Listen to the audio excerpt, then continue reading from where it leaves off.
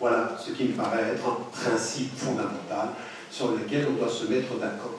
Mais quand on se met d'accord là-dessus, et on entend la voix qui est venue de la salle, cela veut dire qu'il faut défendre la liberté d'expression et l'égalité de cette liberté d'expression, car ce n'est pas seulement le fait de pouvoir s'exprimer qui pose un problème. Souvent, on regarde les jeunes des cités, qui pendant 3 générations, on continuera à les appeler les jeunes des cités, genre 40 ans, 50 ans, les jeunes des cités, l'infantilisation d'une partie, d'une catégorie de la population, et en plus, ça n'est pas simplement parce qu'ils ne peuvent pas s'exprimer, parce que quand on commence à s'exprimer comme la France s'exprime, on s'exprime trop bien comme les Français, et donc, je peux vous dire que j'en ai l'expérience depuis 30 ans dans ce pays, double discours. Ils disent qu'ils ne pensent pas. À partir d'un certain moment, soit vous exprimez pas assez bien, soit vous vous exprimez trop bien, ou vous êtes trop français, vous posez un problème. Donc à partir d'un certain moment, il faut que nous nous mettions d'accord en tant que citoyens d'un État, c'est qu'il faut défendre ceci contre ses propres convictions et pour les convictions d'autrui égalitairement. Il n'y a pas de rapport sélectif à la liberté d'expression des uns vis-à-vis de la liberté d'expression des autres. Mais ça veut dire aussi que le contexte est important. C'est vrai que moi, d'un point de vue personnel, j'ai beaucoup plus, personnellement, je veux dire dans ma conscience humaine, beaucoup plus de sympathie pour ce que fut dans un premier temps, avant que ça devienne le Charlie Hebdo de ces dernières années, ce qui a été, comment s'appelait le journal, c'est tout début, Harakiri, qui s'en prend à De Gaulle, le pouvoir, et qui critique le pouvoir, que quand on s'en prend à des populations plus stigmatisées que les autres. Je n'aime pas l'humour qui touche les faibles et qui refuse d'interpeller le pouvoir. J'aime bien ceux qui ont l'humour qui interpelle le pouvoir. Mais ça, c'est d'un point de vue personnel. Je dirais que ça, c'est ma conscience rebelle. Qu'on puisse même critiquer les pauvres, ou les plus faibles, ou les stigmatiser, soit. Que l'humour soit ce qu'elle doit être, il faut défendre la liberté d'expression pour ce qu'elle est. Parce que ce qui me paraît important aussi, c'est que le contexte qui fait qu'à un moment donné, on s'en prenne systématiquement à la même population, moi, me permet de dire, je défendrai votre liberté d'expression, mais j'ai le droit de pouvoir avoir une évaluation de votre humour. J'ai le droit. J'ai le droit de trouver que c'est un humour pas très courageux. J'ai le droit de trouver que c'est même un humour de lâche. J'ai le droit de trouver, mais ça ne veut pas dire que je vous enlève le droit de l'avoir, mais je me donne le droit de son évaluation. Si aujourd'hui on ne peut pas évaluer l'humour, c'est au nom de la liberté d'expression m'empêcher de l'exprimer. Et donc c'est une contradiction dans les termes. Et je peux vous dire que dans le débat contemporain, on n'est pas à une contradiction dans les termes près, dans ce qui concerne notre débat. Donc ça, c'est un premier élément qui me paraît, pour moi, important dans le débat qui est le nôtre. C'est cette notion, d'une part, de la liberté d'expression comme un droit, qu'elle n'est jamais absolue et que c'est normal qu'il en soit ainsi, et qu'il faut défendre cette égalité, cette cohérence. Ce qui me paraît aussi le plus important, c'est que nous nous mettions d'accord sur une chose. Regardez cette salle. Cette salle, aujourd'hui, c'est la France. Cette salle, c'est la France parce qu'elle est la citoyenneté commune, et elle a la diversité des mémoires, des couleurs. Et qu'il faut absolument que chacune et chacun d'entre nous, dans cette salle, puisse, dans sa vie quotidienne, se faire comprendre et faire comprendre à la France que la France est devenue ça. La France, ça n'est pas des droits pour certains citoyens, avec certaines couleurs, avec certains revenus sociaux, avec certaines appartenances, et pas pour les autres. À partir d'un certain moment, le contexte est tel aujourd'hui que je ne sais pas si vous vous rendez compte de ce que ça peut vouloir dire quand vous êtes à l'extérieur de la France, et qu'on en arrive à devoir juger, à mettre en garde à vue des jeunes de 8 ans comme il a été dit. Ce qui ressort de ça, c'est-à-dire la France perd la tête. Le pouvoir politique perd la tête. On en arrive à quelque chose qui est totalement irrationnel. C'est-à-dire on veut tellement montrer que nous sommes pour la défense des droits qu'on fait n'importe quoi. Un jeune de 8 ans, il ne savait même pas ce que ça voulait dire blasphème. Il ne savait même pas ce que ça voulait dire ce qu'on lui dit, et lui, il peut être dans la provocation. À partir d'un certain moment, quand on juge pour faute celui qui ne sait même pas le sens de la faute qu'il fait, le coupable, ce n'est pas le fautif. Le coupable, coupable, c'est le juge. Il lui manque de la pédagogie. Il lui manque de la compréhension des choses. Aujourd'hui, la France, elle a besoin d'autre chose que ces jugements passionnés. Presque on est dans l'émotionnel. Et la France, aujourd'hui, dans l'état dans lequel nous sommes, l'émotif, je peux vous dire une chose, quand l'émotif l'emporte sur le raisonnable, ce sont les partis de l'extrême qui l'emportent. Les flux populistes qui joueront sur l'émotion. Continuez comme ça, la voie est ouverte pour tous ceux qui joueront sur les peurs du peuple français. Continuons comme ça. Continuons à entretenir cette espèce d'atmosphère où nous ne sommes pas dans le dialogue raisonnable, mais nous sommes dans l'invective émotionnelle, où on est dans la stigmatisation des uns et des autres. Et moi, ça m'amène à dire qu'aujourd'hui, on peut aller chercher la faute chez les journalistes, et je peux dire qu'il y a une grande responsabilité des journalistes, comme des politiques, comme des intellectuels, comme je l'ai dit, mais à partir d'un certain moment, qu'est-ce qu'il faut que nous réussissions à faire? Moi, j'aimerais dire, il y a 4 chantiers sur lesquels je pense qu'il faut que nous travaillions d'urgence. Le premier chantier, vous y avez fait référence, c'est le chantier de l'éducation et de la pédagogie.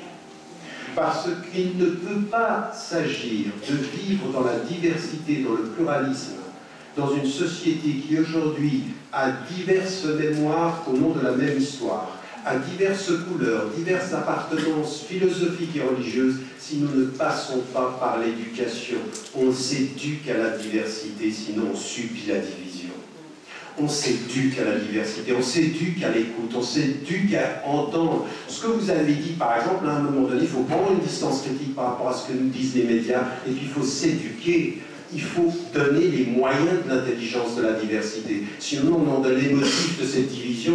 Et je pense que nos systèmes d'éducation aujourd'hui, au lieu de stigmatiser des jeunes qui ne veulent pas faire une minute de silence, il faudrait peut-être qu'on commence à discuter de la substance, pas des symboles. Il faut cesser les symboles aujourd'hui. Cette espèce de dire qu'en stigmatisant des symboles, vous pensez que parce que Barack Obama a été élu président de la République, il n'y a plus de racisme aux États-Unis?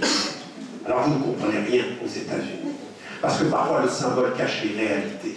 Et aujourd'hui, ça part simplement en disant il faut tous que nous descendions dans la... Attendez, vous avez cru que la France était bleu, blanc, beurre après 98, la victoire de l'équipe de France? Atterrissez.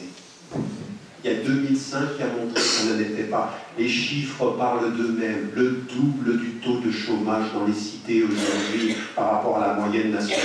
Ça, c'est la réalité de la France. Et qu'à partir d'un certain moment, je pense que sur le plan éducatif, nous avons un travail fondamental à faire. Et ça veut dire quoi? Ça veut dire qu'il nous faut une éducation de sujet, non pas une éducation des victimes. Et vous savez, ce que nous partageons tous aujourd'hui, c'est le sentiment d'être des victimes. Pour rentrer dans la communauté musulmane, les citoyens, nous sommes les victimes, ils ne nous aiment pas. Vous entrez dans la communauté française, nous sommes des victimes, ils nous colonisent. Entre victimes. Entre victimes. Il faut une éducation de sujet, un esprit critique, une pensée qui se construise, quelque chose qui nous mène à la complexité, à la réflexion. Aujourd'hui, il faut qu'on sorte de cet émotif et que sur cette éducation-là, nous fassions quelque chose. Et comme j'ai 5 minutes, il y avait 3 autres points que je voulais mettre en évidence, avec donc l'éducation, la formation de sujets, et moi c'est ce que je dis. Je dis aujourd'hui, même aux citoyens français de confession musulmane, au lieu simplement aujourd'hui de dire nous sommes les victimes de 2 poids, 2 mesures, mais c'est vrai, évidemment qu'il y a des 2 poids, 2 mesures. Évidemment qu'il y a certains sujets que vous pouvez aborder et d'autres que vous ne pouvez pas. Mais au lieu de le constater, il faut aujourd'hui faire des alliances avec des citoyens français qui le comprennent très bien, ceci. Et il faut briser les cloisonnements. Et ça veut dire passer de l'éducation à sujet et à faire des alliances sur des principes et non pas des appartenances sur des cultures et des religions. Aujourd'hui, ce sont ces principes-là qui doivent être nos éléments où nous devons venir ensemble. Donc, être des sujets. Le 3e élément qui a été mis en évidence, et ça c'est très important, c'est-à-dire qu'à un moment donné, il faut entrer dans ce dialogue critique. La paupérisation du champ médiatique aujourd'hui, c'est combien il y a d'émissions où on débat vraiment? Combien il y a d'émissions où on prend le temps de s'écouter? Qu'est-ce que l'on donne à penser à nos jeunes quand on voit la télévision où le dialogue c'est le talk show? Fais un clash et tu gagnes l'audience. Mais c'est exactement le contraire de ce dont nous avons besoin. Aujourd'hui, ce n'est pas de clash et de controverse, on a besoin de dialogue critique, d'écoute. C'est-à-dire qu'il faudrait que la télévision enseigne aux citoyens à mieux entendre plutôt que simplement à entendre des gens crier ou de s'insulter ou d'être dans la controverse. Aujourd'hui, ce qui me paraît un des éléments qui manque à notre confiance, c'est que nous ne sommes pas dans le dialogue. Nous ne sommes pas dans l'écoute. Nous sommes dans l'invective, dans la suspicion, dans « il pense ça, il dit autre chose », nous sommes dans des cloisonnements. Le dialogue est une des caractéristiques d'une société plurielle qui se gère. Et ça, c'est à chacun d'entre nous. Encore une fois, vous pouvez être d'accord avec moi, à partir d'un certain moment, si on sort de cette salle, et moi je pose la question aux gens maintenant, je dis, mais pendant les 2 dernières semaines, vous avez discuté avec qui n'était pas de votre culture, avec qui n'était pas de votre milieu social, avec qui n'était pas de votre religion, avec qui était de la cité, avec qui était dans un autre ordre social que le vôtre. À partir d'un certain moment, on peut blâmer le monde, mais si on n'est pas des sujets, on mieux se taire. À partir d'un certain moment, c'est notre responsabilité personnelle. C'est la responsabilité personnelle de chacun. On changera la France quand chacun d'entre nous comprendra que c'est par des mouvements locaux de gens qui sortent, qui brisent les cloisonnements, qui entrent dans ce dialogue, qui écoutent les jeunes.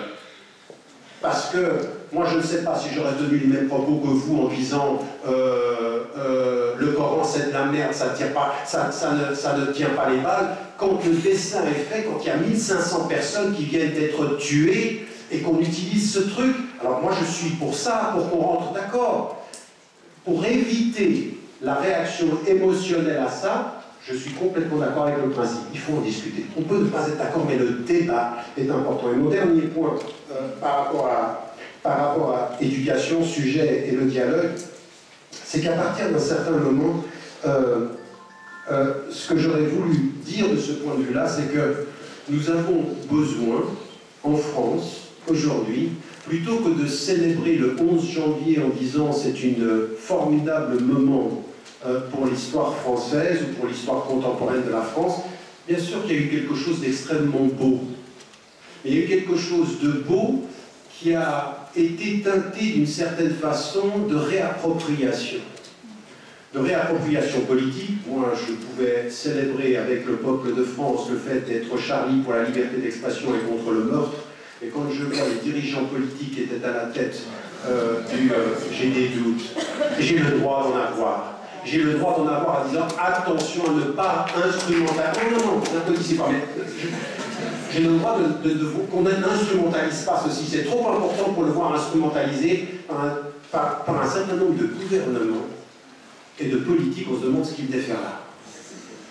Enfin, on sait ce qu'ils devaient faire là. Mais ça veut dire pour moi qu'à partir d'un certain moment, on a un engagement citoyen et politique à avoir. L'éducation, c'est important, le dialogue, c'est important, devenir des sujets, c'est important, mais devenir des acteurs sociaux, c'est important. Et aujourd'hui, ça veut dire, et je vous le dis parce que je le répète depuis 30 ans, il faut absolument cesser d'ethniciser, d'islamiser, de culturaliser les questions sociales dans ce pays. Qu'aujourd'hui, il faut qu'on se réconcilie avec de la politique réelle. C'est-à-dire qu'il y a des droits, il y a un droit au travail, il y a un droit au logement, il y a un droit à la dignité. Maintenant, si systématiquement je suis dans la frustration sociale, ne vous étonnez pas que je sois dans la réactivité quand je me sens humilié. Ça ne justifie pas, mais ça l'explique. Et à partir d'un certain moment, si on ne veut pas continuer dans une justification implicite, il faut qu'on travaille sur les causes. Et ces causes-là, c'est que nous devons travailler ensemble. Et ça veut dire une chose. Ça veut dire une chose. Ça veut dire qu'il faut se réconcilier avec le sens de la citoyenneté et de cesser d'utiliser un certain nombre de concepts pour stigmatiser certains. La laïcité, ça n'est pas un instrument pour stigmatiser des musulmans. La laïcité devrait être cet espace qui permet à chacun d'être ce qu'il veut être dans le respect de la loi commune sans discrimination. Ça veut dire qu'il faut revenir à ce vrai débat-là et qu'à partir d'un certain moment, il faut que nous redevenions, passez-moi l'expression et prenez-la comme elle est, des acteurs et des sujets politiques dans la société française, et non plus des victimes de ce que les politiques veulent faire de nous, et de ce que les médias veulent parfois nous faire croire. Quant aux médias qui seraient systématiquement innocents ou qui n'auraient pas d'orientation, l'expérience m'a montré que ce n'est pas toujours le cas.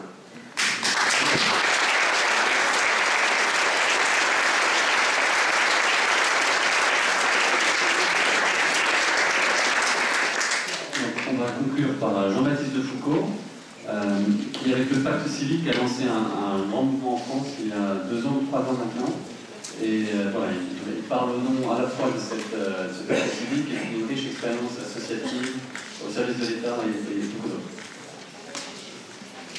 Merci beaucoup.